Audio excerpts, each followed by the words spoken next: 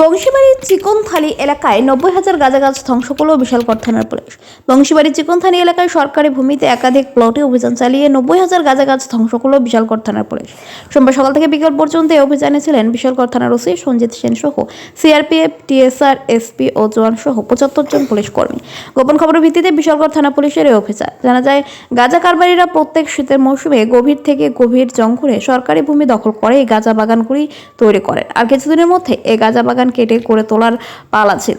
তার মধ্যে রাজ্য পুলিশ প্রশাসনের উচ্চপদস্থ আধিকারিকদের নির্দেশে সিপাহীজলা জেলায় বিভিন্ন থানায় পুলিশের গাঁজা বাগান ধ্বংস অভিযান শুরু হয়। তবে ত্রিপুরা রাজ্যের অন্যান্য জেলার তুলনায় সিপাহীজলা জেলায় বছর যে পরিমাণে গাঁজা বাগান তৈরি করেছে গাঁজা কারবারিরা, তো অন্যান্য বছরের তুলনায় কয়েক গুণ বেশি। পুলিশ প্রশাসন 1 বছর লাগাতার অভিযান করলেও এই সমস্ত গাঁজা বাগান ধ্বংস করতে ব্যর্থ হবে।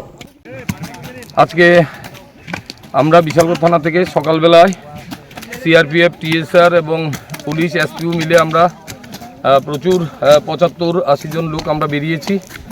আমাদের কাছে খবর ছিল যে বংশীবাড়ি এরিয়াতে প্রচুর গাঁজা কাল্টিভেশন আছে। সেই মোতাবেক আমরা সকাল থেকে বেরিয়েছি। আপনারা দেখতে পাচ্ছেন আমাদের ডিস্ট্রাকশান চলছে।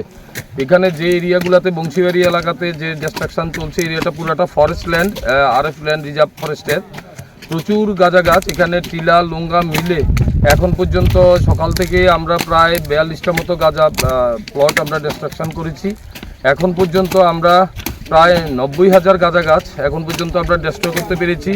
আমাদের ডিস্ট্রাকশন চলছে, কন্টিনিউ চলবে এবং আরও কিছু ইনফরমেশান আমাদের কাছে আছে যে আমাদের এলাকাতে আরও কিছু প্ল্যান্টেশন আছে, সেগুলোও আমরা দৈনন্দিন আমরা বেসিসে আমরা কাটবো এবং আমরা যে নেশামুক্তি যে আমাদের যে রাজ্য সরকারের যে ইনস্ট্রাকশন সেটা আমরা কমপ্লাই করব।